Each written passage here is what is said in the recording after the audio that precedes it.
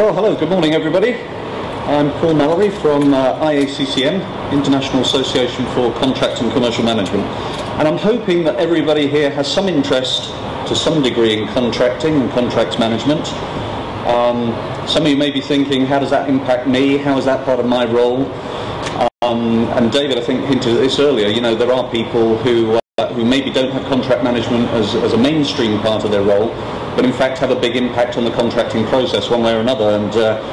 And maybe just as a quick icebreaker, let me ask for a show of hands, how many people here negotiated the price of their ticket for this event? Hands up. Oh dear. How many people negotiated the indemnity clause for their ticket? Yes, that's what I thought. So contract management, it's many different things to many different people. Probably if we're in procurement, if we're in supply management, or if we're on the sell side indeed, working for a supplier, we probably all do have an impact, whether we recognise it or not, on contract management and commercial issues. So I'd like to, in the next 25 minutes, it's a bit of a challenge knowing what to leave out in these sessions and to be relevant to you all, but I hope to at least prompt a bit of thought process, perhaps provoke a thought that you'll take away for action afterwards in relation to contract management.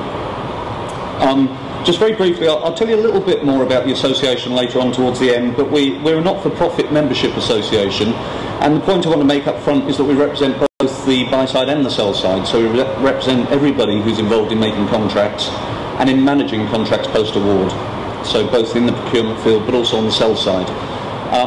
That enables us to keep a little bit of balance in what we're saying, a little bit of balance in what we're talking about, and to try really hard not to blame the other side all the time. Although some of our survey results are quite interesting in that respect, and if I have time I'll touch on those. So I'll talk a little bit about what is excellence in contract management, and a bit like Rachel was saying, that can be a tricky question to answer, but I'll have a go at it anyway, and hopefully it'll be useful. And I think this is another point that David made very well in his presentation. I think it's unlikely that any of us are sitting here thinking, thank goodness the world is becoming more and more simple all the time. There's less and less complexity to worry about. My job is getting so much easier. I suspect when we normally do a show of hands on that one, we get very few hands agreeing with that point of view. The world is getting more complex. The globalisation we've heard about, we're involved in, as Rachel made the point very well, we're involved in global supply chains whether we mean to be or not. It's just part of the way the world is.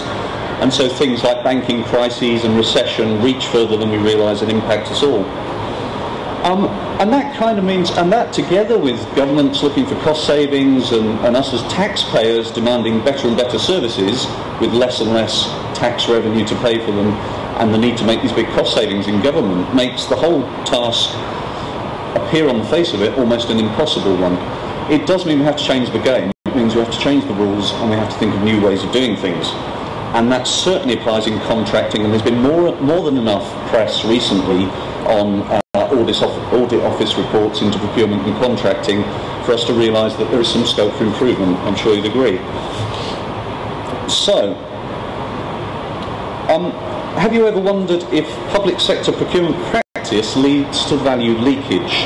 What do I mean by value leakage? Well, when we enter into a contract or a deal of some sort, whether that's on the supply side or with a customer, with an end user, we're doing that usually to create some economic value for delivery of services. And value leakage is where the business case begins to fall apart a bit. We don't quite have the financial return we expected. We don't quite have the service impact we expected. So,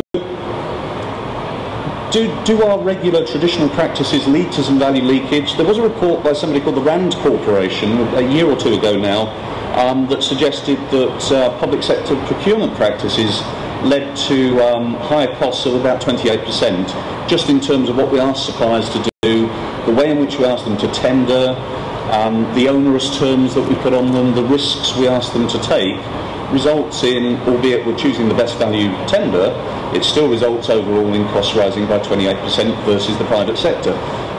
That's perhaps an area that David and Francis Maud and the ERG people will want to be looking at and thinking about how can we, for me it's about how can we in the public sector become a little bit more commercial, how can we treat it a bit more like our own money and spend it a little bit better. So we can be destroyers of value if we're not careful, and we can lead to value leakage and destruction. So the question would be, what are some of the reasons for that, and how can we improve supplier performance? Some of the things that cause value leakage are, appointing the wrong supplier, choosing the least appropriate supplier or less than optimal supplier, let's say, in a particular situation. Failure to govern the relationship once we've signed it, so the post-contract management activity where we actually manage the relationship for value to make sure we achieve the business case we expected. And maybe just having the wrong deal. We might have the right supplier, we might be doing governance very well, but we may look at it and say, actually, we signed the wrong deal. It's never too late, we can always renegotiate, but those are three distinct areas where we might create value leakage. And so, how do we ensure value for money? What can we do about these things? We need to look at each of these things in turn. We need to think about, I think David mentioned reputation risk and that kind of thing is so important in public sector. We also need to think about how we manage uncertainty, how we deal with risk management, and there are some quite radical ideas around at the moment about how best to do that. But let's just look at each of those three things in turn and see whether there are some thoughts here that might trigger some ideas for you. So if we think about the wrong supplier, the first of those three factors for value leakage, wrong supplier, well, we can improve supplier selection, hopefully. There are some ways of doing that. We might want to rethink some of our key performance criteria for suppliers. And I've heard things like softer factors mentioned earlier today. There is a tendency in all of us, I think, as humans, to go and measure the things that can be measured. And to go after those hard measures, so the price, the delivery date, those kind of things are relatively easy to measure and compare apples with apples. What maybe is a little more tricky to measure, and we need to give more thought to, is how do I know this is the right supplier? How do I know that this company will deliver the outcomes we're looking for? We'll have the right kind of relationship with them to get those things done. Intent and behaviour and those kinds of things really do matter in getting a result. And I'll talk a little bit about segmentation in a minute. Obviously, if we're talking commodity purchase, it's slightly different. But really, if you're talking anything above that, where you're looking at supply of services, where you need people to participate in a successful outcome, and more when we talk about the big society and asking voluntary bodies and people to participate in contracting and delivering outcomes, we need to be a little bit more subtle in the way we evaluate suppliers and the way in which we determine performance criteria. Rethinking source of data. In the internet age, there are many new data gathering and analysing bodies springing up, and actually you'd be quite surprised probably at how much new and different data you can get in terms of suppliers and the way they behave. So think about, are you using all the possible sources, and are there new and radically different ways that you can get that kind of information, not just the traditional ways.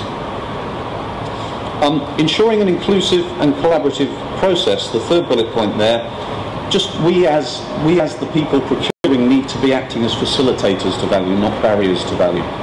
And we could do a 3-week seminar on each of these points, I know, but if we're not careful, we can become the barrier that's applying the rules, being the policeman, but actually not facilitating value.